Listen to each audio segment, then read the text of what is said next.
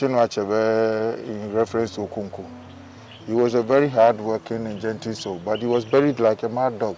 Fellow Ghanaians, I assure you that we know what to do to bring back our economy back to life. What we do not know is how to bring people back to life. And at a point where to even keep critically ill patients was an issue. And we spoke about some patients who tested positive being kept on wards together with those who haven't tested positive. The bed capacity available for sick people in Kumasi at that time was inadequate. And so there were a lot of people who could not get care. On the 14th day, of course, I finished my quarantine. Then the hotel gave me a letter. They said it was a clearance letter to show that you have done your 14 days quarantine and you have been released to go home. So I never got my test results. If the person can come and prove to me that I collected money from him and did the test, that I will know. I'm not collecting any money from anybody. Oh. I actually sent somebody and then you people took money. You sent somebody? Yes. To this place? Yes. You took money from the person. How much did you collect from the person? 300 cedis per person to do the test. You collected 300 cedis? Yes. From the person? Yes. How many of them? There are 5. There are 5? Yes. Okay.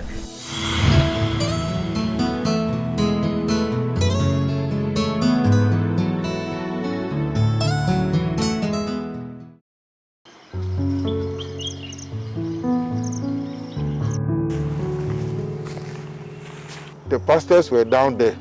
Wow. The first time I've seen that pastors at the burial site would be about 200 meters from where the body was buried.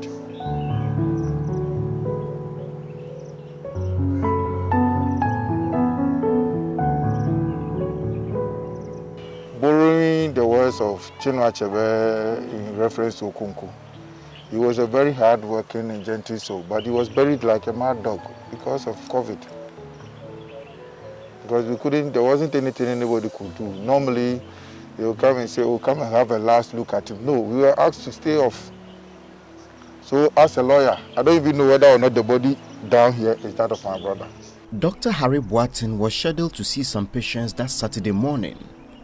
But before the usual time he left for the Kwadaso SDA hospital, his family noticed something unusual about his routine. He neither called the dad nor the mom. So the old man became apprehensive and started calling his number. The calls would go through, but they went unanswered. He asked somebody to check from the workplace because the workaholic that Harry was. By 6 o'clock, he's in the office working. He started working. And so when they checked there and the car wasn't available, they raised eyebrows at what is happening. Around this same time, the house help also found it quite unusual that Harry was still in bed beyond 6 o'clock. So he went around to look for some people. They came and found that he's gone. So one of the neighbors who happens to be a medical officer said he will take the sample before anybody does anything. They took the sample and within hours of the taking of the sample, the results came that my brother was COVID positive. As with all COVID-19 related deaths, the family had very little control. Dr. Harry Boateng was buried strictly according to protocols. The family prepared for a 1-week remembrance ceremony. One of the key family members planning the ceremony was William Boateng, a politician and brother of the deceased. But the ceremony will be cut short because of William. The wife of the presiding member, Willie, was in charge of the frying of the fish that we're going to entertain the guests with. He realized that the husband wasn't feeling well, so he called for reinforcement and then he rushed the husband to the hospital. Within minutes, he was gone. This is a Willie who had taken part in the MPP primaries. He's gone to cast his vote. Then the day after, he's gone. So we waited, and later the results came, and he was also positive. After leaving Harry's graveside, I requested to see where William was buried. At the Tafo Cemetery, we bumped into the burial of another COVID-19 victim. Next to William Boaten's grave, a handful of mourners and the clergy stood at a distance. They would go near the grave after the environmental health officers had left to bury a second COVID-19 corpse at a different part of the cemetery.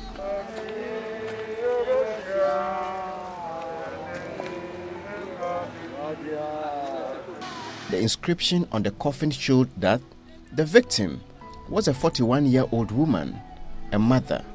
A piercing voice rang through the cemetery in the Ebe language. You told the children you'd be back, but now they can't even see your face. We don't know how each of them contracted the disease. And we don't know who gave it to who. But they are gone. Other prominent figures who succumbed to the coronavirus include the rector of the College of Physicians and Surgeons, Dr. Plangeru, and the Chief Executive Officer of the Forestry Commission and former General Secretary of the governing New Patriotic Party, Kwadwo Owusu-Afriyie, popularly known as Sir John. The corona group of viruses, it's like having different families. But then this family is such that they have a unique shape. So corona, I think, is a Latin word, crown. So they look like a crown.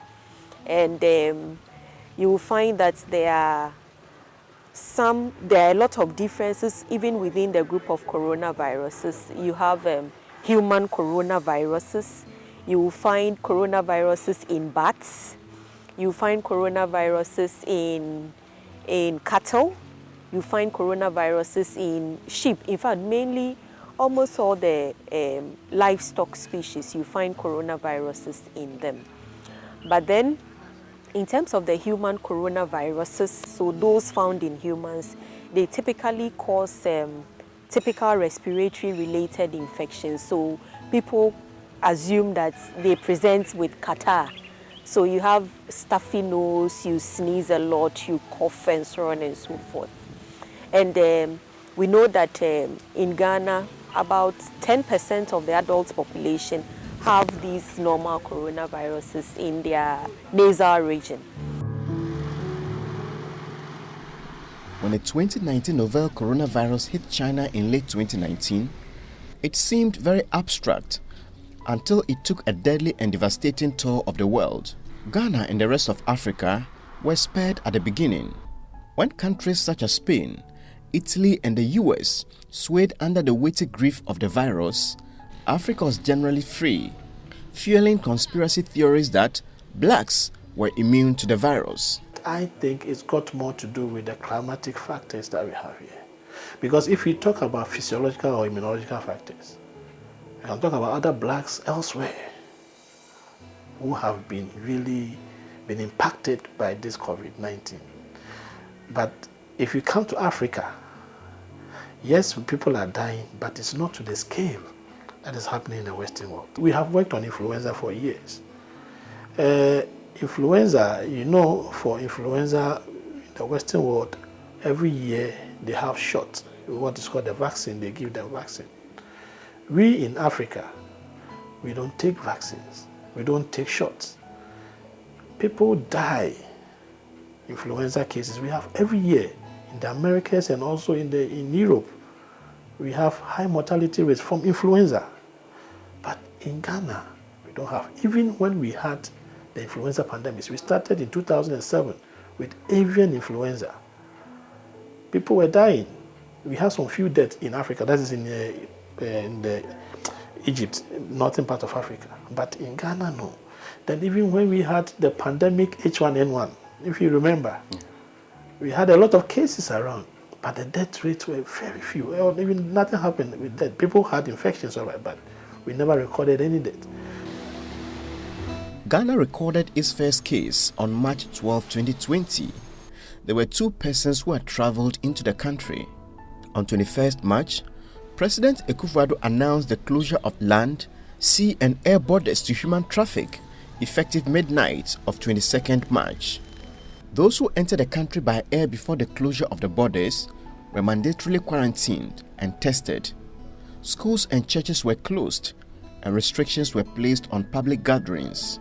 The president announced partial lockdown of the two main cities in Ghana, Kumasi and Accra, effective March 30th. Fellow Ghanaians, with the Bank of Ghana predicting a worst-case GDP growth rate scenario of 2.5% for 2020, should the virus continue to linger for the rest of the year, the effects on our economy would be dire. However, as we have demonstrated over the course of the last 3 years, where we inherited an economy that was growing at 3.4% and transformed it into one which has grown by an average of 7% over the last 3 years, I assure you that we know what to do to bring back our economy back to life.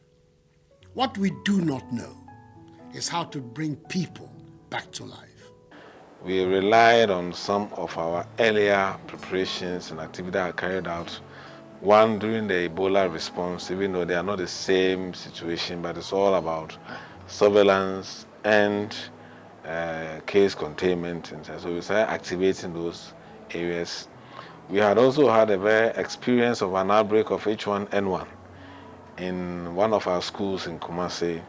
And we also used those lessons in helping us with our preparations. So it was commendable that the government decided to adopt the 3 T's, which the Africa CDC was also promoting, track, test, and treat.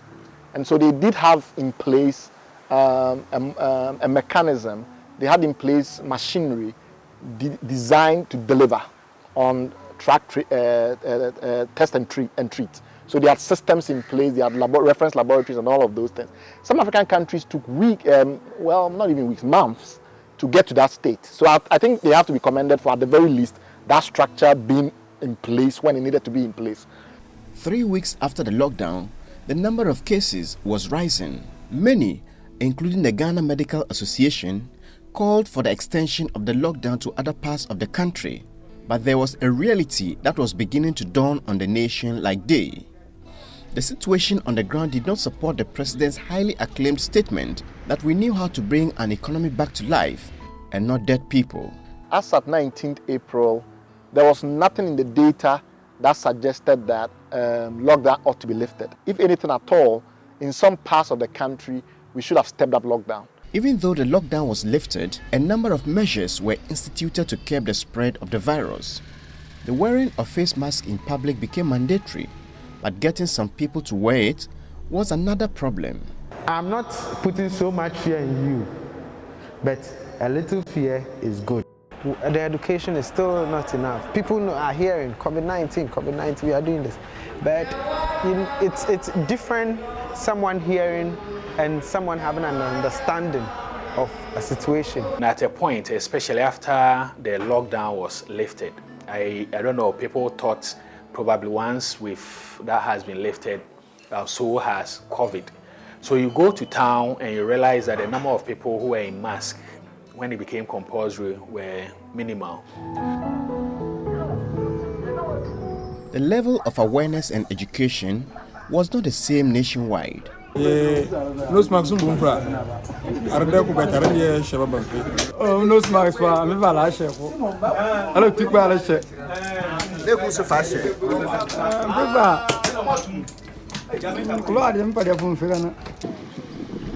The notion by some that the viral disease was in the major cities was not accurate. The Kwahu Afram Plains North District in the eastern region, like Ketekrachi, is difficult to reach. After crossing the lake and getting to this district, one would realize that most settlements in the district are on the islands. If I can narrow down to Kwahu Afram Plains North District, 2/3 of our communities are on the island community, of our communities are on the islands. The fact that a majority of the people in this district live on the islands did not stop the spread of coronavirus in the area. Afram Plains, we thought, oh, you can never get to this place. So people were not all that bothered about it. We had one suspect from one of the island communities, Preda. The sample was taken to Accra and then it turned out to be positive. So the health director had to quickly mobilize and then move to the island to collect samples over there. That they did, and one tested positive. Apart from that, there was a rape case. The person was arrested and sent to the police station, and judgment was passed, and he was to be sentenced. But before he could be taken to prison, the sample had to be tested before. They took his sample, the results came, and it was also positive. So the police station, the policemen and women all over there had to be tested. We collected their samples, took them to Accra, and then when the results came, about 4 of them too are tested positive. At the onset of the pandemic, many predicted devastation in Africa because of the poor quality of healthcare systems.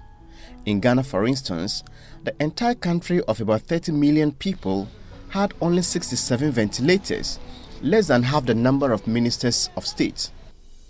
The only testing centers in the country survived mainly on grants from foreign donors. This is the building at Noguchi where the COVID-19 tests were conducted. The building, the lab equipment and machines were donated by the Japanese government. The government of Ghana contributed the furniture. And yet, so when we had this tragedy, we had to rely on the capacity that has been built there. What have we been doing all this while? What have we been doing all this while? Why is it that, a lot of the grant work that has to go into the grants and the resources that have to go into fundamental basic research, which will strengthen our capacity as a country to respond, was not being funded in Ghana? Before the pandemic, it was a common feature to have patients turned away from hospitals because of the lack of beds. Consumables such as hand gloves were a luxury in some public health facilities. The shortage of personal protection equipment therefore became one of the major challenges that confronted health personnel. The impression was created that everything was okay. But then we being in leadership at the regional level, you will get calls from your members asking you for donations, asking you or telling you they don't have PPEs. You get down to the place and you realize that all that they are saying or were saying were true. In April, the World Health Organization reported that about 10,000 health workers had been infected with COVID-19 in 40 African countries. At the time, Ghana alone accounted for 20% of this number. The main cause of infection among health workers in Africa, according to the WHO, was the shortage of personal protection equipment. Dorcas Osu Frimpong is a psychiatrist at the Komfanoche Teaching Hospital, but lives in Wamasi near Kumasi. Her sister is a nurse at the same hospital, and they were the first to test positive in the Kwadasu area. Dorcas was pregnant at the time. When I started coming, I just said, oh, it's one of those normal flu. And then it got to a time that I realized I was having some tightness in my chest. When I sleep, I find it difficult breathing. So it's like someone who is drowning. So you'll be breathing and then you wake up. That was the experience I had one night. But all those were, I said, oh, it's part of the pregnancy symptoms. I never attributed it to COVID. And then the second week, after the first experience, I realized that I lost my sense of taste and smell. I could eat without tasting it, without knowing it's salty or sweet or whatever. PPEs are very essential. If they are not there, health workers obviously cannot attend to people who may be even suspected or positive with the coronavirus disease. Because you look at it and say, okay, you have to work, you have to save life. But whilst working, you have to first think of yourself, okay? But then you are not getting the needed things, but they expect you to work. So what do? Take your own resources, get what you need. The most important thing is self-preservation, and whatever you need to do to preserve your life, we resorted to. Initially, there was difficulty accessing enough quantities of PPE because of the global shortage, because it had affected China. But me as me, we still managed to get some PPEs, freighting them in. Interestingly, when the government said there was global shortage, private individuals and organizations always got stocks which they presented to the health workers. Somewhere between March and April, the whole world was scrambling for the PPEs. So that excuse at that time, we will buy it. But then you realize that after the March, April, when people were getting to understand it, with time, after especially China, the economy started reopening and then production going up, you realize that that wasn't the situation. It became more of an issue of our employers not wanting to buy. Nanasi, you are not protected. No, he is. From various recommendations, the cloth mask, as we said, is not bad per se, but the use within the clinical setting. So in the hospital, you can have the cloth mask. When I'm leaving the hospital, I can use it. The irony of the situation is those telling you to use the cloth mask in the clinical setting are themselves using N95s in their offices. Is it not ironic?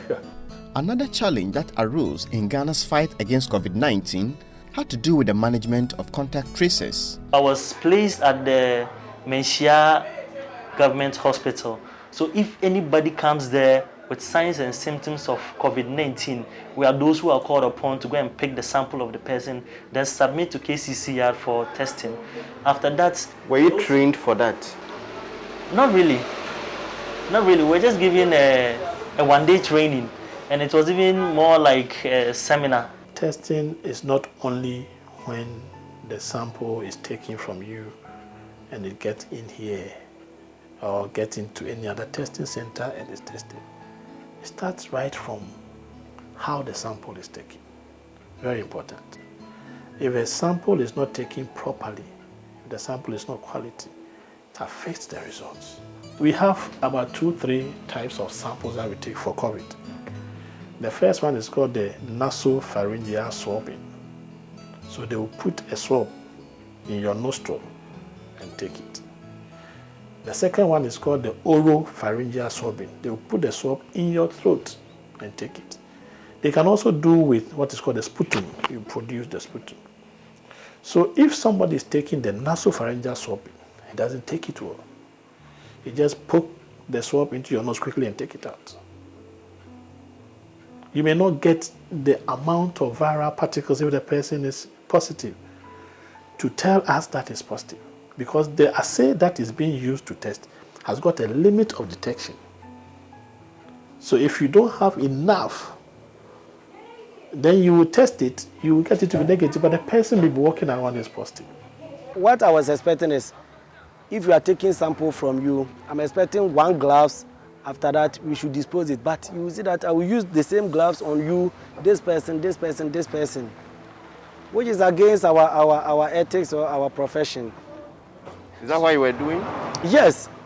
Because the whole day you'll be given one PPE. You'll be given 1 PPE. That's gloves. Just 1 glove.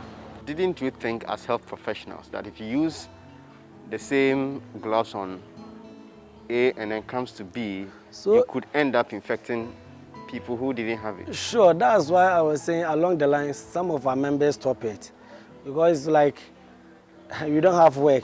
So you are doing that in the name of money, but not professionalism. We're told that we are now going to be given 70 Ghana cedis a day. And even with that, we're not going to be paid the whole month. We're given, I think, for 14 days, if I'm not mistaken. Yes, for 14 days. So we were like, no, that wasn't the initial agreement. The agreement was 150 Ghana cedis a day. So why is it now 70 cedis? And we're told that that's what they received from the Ashanti Regional Health Directorate. So they can't give us more than what they've received. So some of our members stopped the exercise because of the PPEs. The contact tracers said the layoffs started when the lockdown was lifted and the cases were still rising. Now we don't even have contact tracing samples.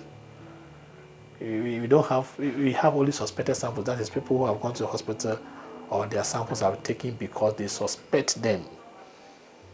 We don't have like somebody is positive and we have taken people around him to test. We don't have those samples again. So I'm wondering whether, but we are having new cases. I wonder whether they've stopped. Maybe they have introduced a new strategy that I'm not aware of. This tendency to continue to obfuscate and to sometimes, abjectly and utterly refuse to acknowledge the truth. I think that has to change. They have to acknowledge very openly that there's been a policy switch. They've decided that the disease is not too dangerous. So let's focus on people who are sick and let's stop chasing the disease. There was also an issue about transparency and the timely reporting of figures. For instance, on Sunday, June 14th, President Akufo-Addo announced that Ghana's COVID-19 related deaths was 54. From the regional figures that added up to the 54 deaths, Ashanti region, which had a third of Greater Accra's case count, was quoted to have had 14 deaths.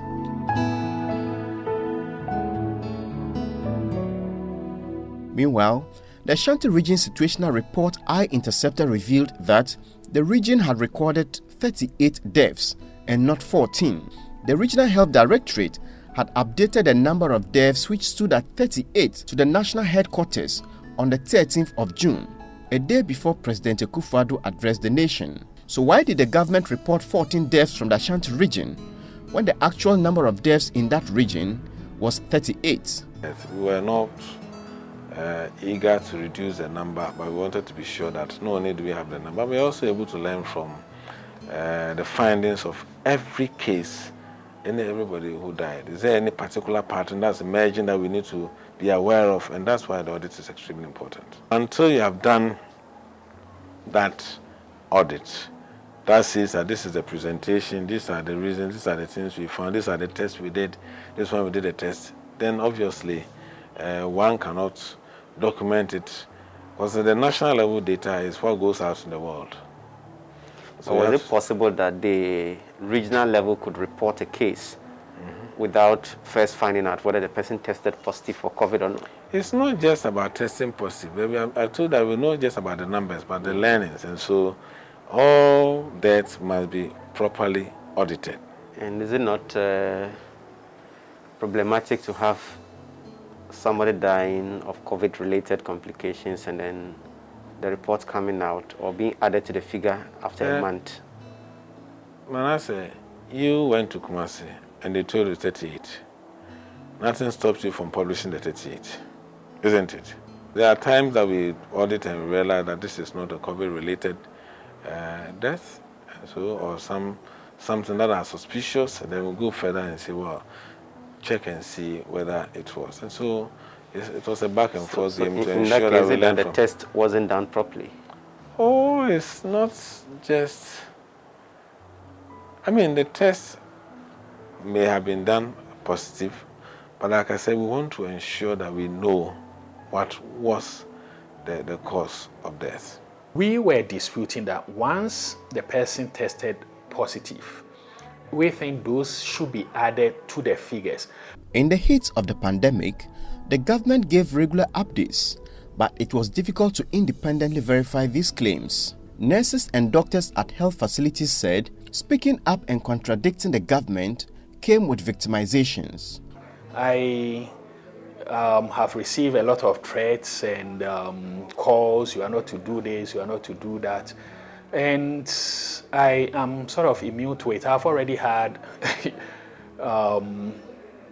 before I became a leader anyway, that's why I take that seriously and I take it personally. Whenever I hear people being victimized, I have had my promotion delayed for 3 years. I've had my salary stopped for 6 months because of a flimsy excuse. I never supported somebody. As I told you, they will find problem for you. So when this thing started and we speak, people will call with they're afraid for you and all that. I said, look, now after going through all that, denying me my promotion for 3 years, salary and all, the next thing probably anybody can do to me is to probably kill me, because I'm not going to steal anything for you to make it national news.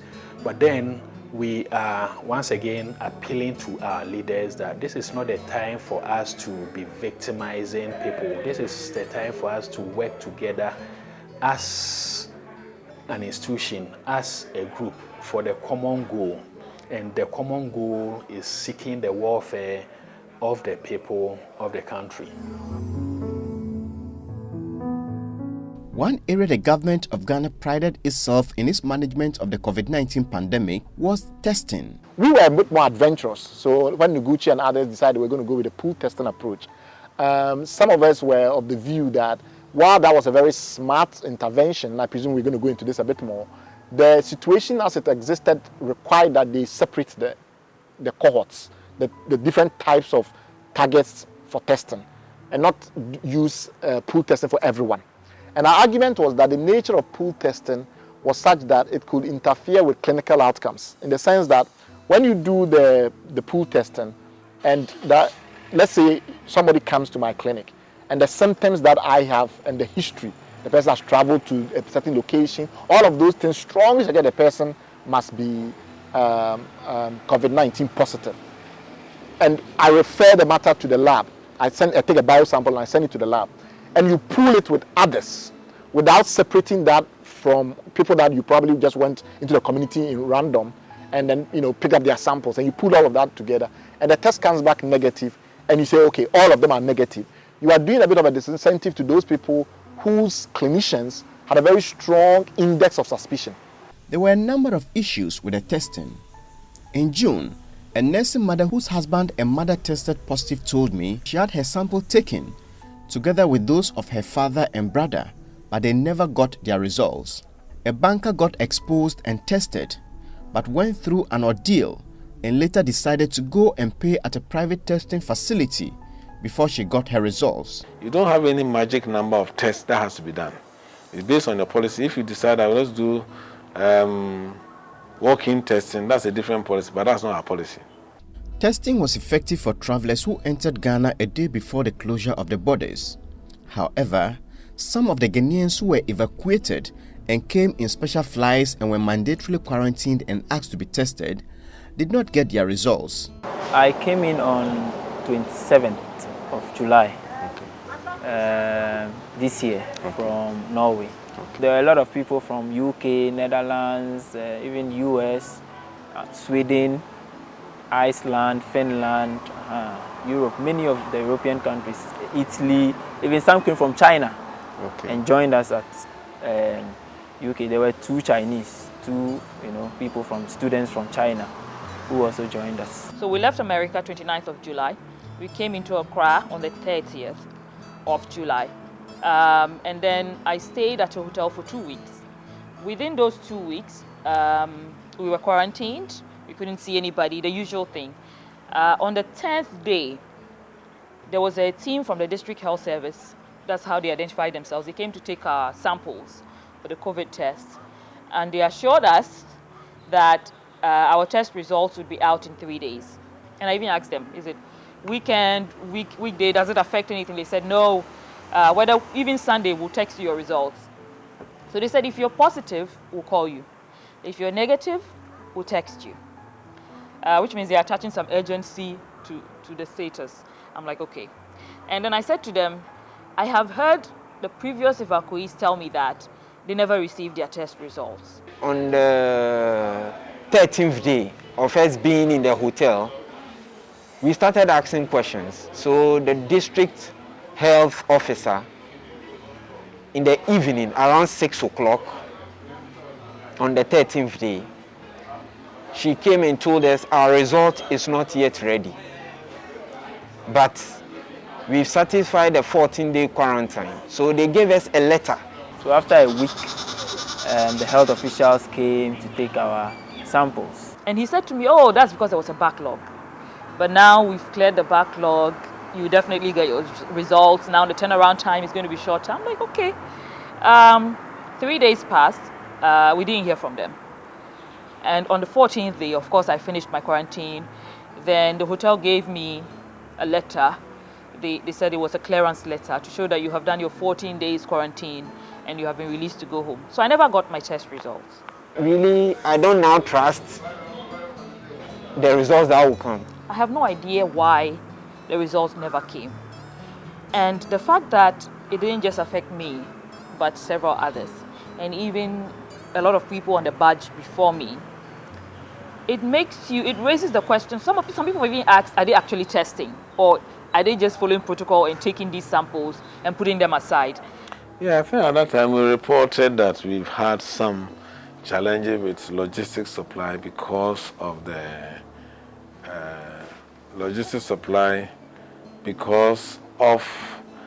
the global shortage of reagents. But eventually they all got their results when we made sure that a significant number got their results. For medical personnel, it was difficult treating patients who came in sick with symptoms of COVID-19 but could not get their results in time.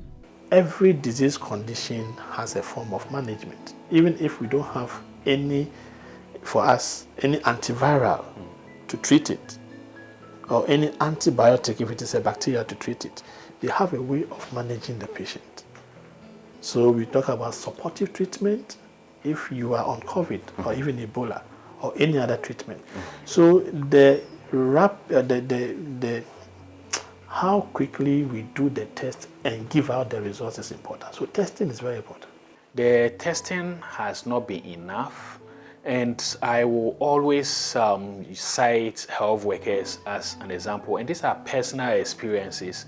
I've had people in my team, people around me testing positive, and in most cases you realize that samples are taken and it takes like 2-3 weeks before you get a sample, you get your results. It's contributed to the spread of COVID-19 among health workers.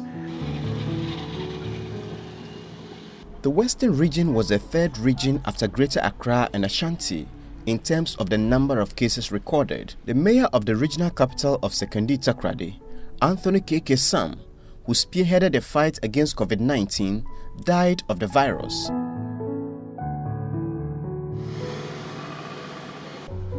At the Fiankwanta Regional Hospital in Takoradi, some health workers told me it was difficult getting their test results. They alleged that authorities in charge prioritized the testing for oil and mining companies because they paid cash. But health workers who got exposed in the line of duty had to struggle. Testing at public health facilities was free because the cost was borne by the state. I got a team together to go undercover to ascertain whether indeed monies were taken. We approached the Zonal Public Health Laboratory at the Fiankwanta Hospital with a fake oil company, EA Engineering Limited. This lab is the interface between the samples from the health facilities and the testing centers in the region. They take the samples for onward submission to the testing center. We told the head of the laboratory, Kofi Mensah, that we were recruiting engineers for oil companies in the region, but we wanted to know their status first before presenting them to the companies. I was explaining to him, I was giving him a brief. Don't worry, if I remove the list, you can talk. Don't worry, if I remove the mask. Okay. I can see your face. Okay. We told him the company would be sending between 15 and 20 engineers every 2 weeks for testing. Mr. Kofi Mensah said he could handle the test for us and ensure that we got our results in at most 2 days. He, however, said he needed to consult others before he gave us the cost. Hello, good morning. Good morning. But are they foreigners or they are Ghanaians? They are Ghanaians, please. They are Ghanaians? Yes, please. 300 per test. When we asked whether we should bring them to the lab for their samples to be taken, or those taking the sample would come to the hotel, Mr. Mensah said his team would come to the hotel. They came to the hotel and took the samples. We presented 5 persons for the samples that day and promised the remaining 15 would come the following week. 2 days later, the results were ready. The results are negative. And each and every one of them? Yeah, there are 5 of them. Okay. So I'll text you the name and the result. On the same day, I made one person go through the normal testing regime. He presented himself at the Fiankwanta Hospital, very sick and coughing. He mentioned all the known COVID-19 symptoms and added that he had accompanied his brother to Tema to clear goods a few days earlier. I want them to come, boss. The medical doctor who saw him requested that he take a COVID-19 test, but his sample could not be taken that day because those taking the samples closed at 2 p.m. The doctor said it would have been ideal to keep him in the holding area awaiting the test because of the severity of the symptoms he presented, but that would be of no use since he, the doctor, got his results a month after he had tested. When I confronted Kofi Mensah and asked why he charged money for COVID-19 test, he said he had never done that and challenged me to prove it. Maybe I can get somebody tell me that I've collected money from him and I will do. But I've not collected money from anybody. So when you test people, you don't collect money? I collect money from where? If the person can come and prove to me that I collected money from him and did the test, that I will know. When I provided evidence, he conceded. I actually sent somebody and then you people took money. You sent somebody? Yes. To this place? Yes. You took money from the person. How much did you collect from the person? 300 cedis per person to do the test. You collected 300 cedis? Yes. From the person? Yes. How many of them? There are 5. There are 5? Yes. Ah, okay. And you collected money from them? Yes. Is that lady? That's what did I tell you the other time? That that these people, yeah, that's the I suspected you, the lady Amma. He admitted he was not supposed to take money for the testing because every cost had been borne by the state. When I asked whether he would respond on record, he declined. While interacting with health workers, it was evident that if there had been better healthcare systems and early planning, some of the COVID-19 related deaths could have been avoided. In Kumasi, for instance, it emerged that the death rate was high because of the shortage of treatment centers and equipment. About half of all the deaths in the country were coming from the region, and at a point where to even keep critically ill patients was an issue. And we spoke about some patients who tested positive being kept on wards together with those who haven't tested positive. The Director General of the Ghana Health Service agrees that the death toll in Kumasi could have been reduced if there had been enough treatment facilities. Well, what we also realized in the middle to realize was that the bed capacity available for sick people in Kumasi at that time was inadequate. So you had just about 18 beds in Kumasi South, Komfanochi about 10 or 12 beds. And so there were a lot of people who could not get care.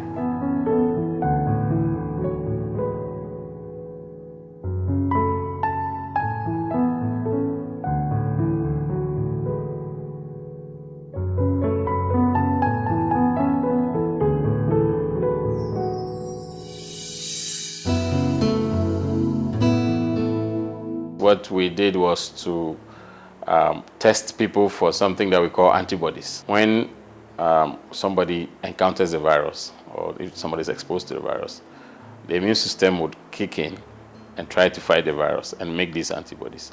And so these antibodies are left as traces of the presence of the virus in the recent past. So this is evidence that the virus was here. But if you look at the average exposure level of about 19%, and you just do a rough estimate based on the population of Accra, then you are looking at least 1 million people who have been exposed.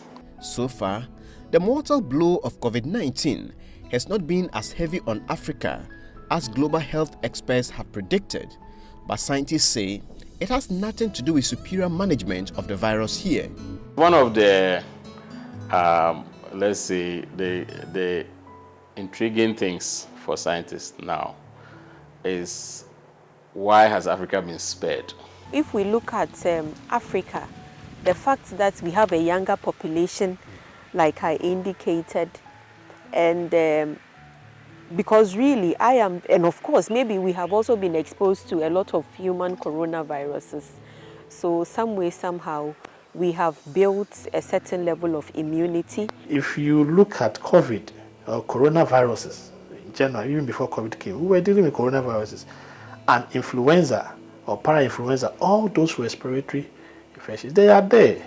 But you see, the mortality rates, I mean, they are nothing to talk about. Very few when it comes to Africa. If you match age for age, you still see that, we are much more robust in terms of the way we tolerate the virus. So there must be other mechanisms that are in play. And I won't bore you with so many of them. The one I believe in is the one that I call immune tolerance. So if you are continuously exposed to infectious agents, which induce what we call an inflammatory response, okay, your body gets to a point where they get tolerant to these inflammatory agents. COVID-19 has created some very fascinating opportunities for us to learn as a country and to improve the way we do things. I'll give you about 3 rough examples. One, it was evident that our social welfare system is broken, simply not fit for purpose. Within a few weeks of shutdown, you saw the chaos when they attempted to distribute food. We have almost no mechanism to provide subsidy support for some of the very basic life necessities in this country without creating chaos, as you saw, food being thrown over from the back of trucks, etc. We also don't have any mechanism, it looks like, to provide any degree of local ownership of welfare management. So unless you create some ad hoc group that comes and do it, it appears we have no trust in institutions at the local level to be able to manage this. And we saw a lot of political party involvement because the institutions have been emasculated. We believe we should have the true picture. If it comes out that 500 people died of it, or 1,000 died from or of COVID-19, it's not a bad reflection. It's to give us the opportunity as a country to reassess our management. COVID-19 was seen as a leveler and a teacher of many lessons. For once, leaders of poor countries could not travel outside of their countries to access health care. However, it soon emerged that while some residents of cities such as Kumasi could not survive because of the lack of space, the political class was adequately catered for at some of the prime health facilities such as the University of Ghana Medical Center, which had been left closed years after its completion. These vistas, if I call them so, open a window to the soul of the nation. Finally we kind of see Ghana for what it is. And one of those fascinating scenarios that I had occasion to examine was the UGMC situation, where all of a sudden a number of very top hospital facilities were more or less devoted to the care of senior politicians, rich people, senior religious leaders. And I don't know whether you know, but they are creating their own ways of managing and navigating the health system. And then they couldn't fly out of the country for healthcare as they usually do. So we thought that would lead them to a sudden realization that they share more with the ordinary people of this country than they think they do, and that their fates are intertwined and directly interlinked with the fate of the ordinary person. And that's not what we saw, right? Rather, they quickly, assembled, reorganized, and created new structures overnight that catered to their exclusive benefit. And I find that fascinating. I find that completely fascinating.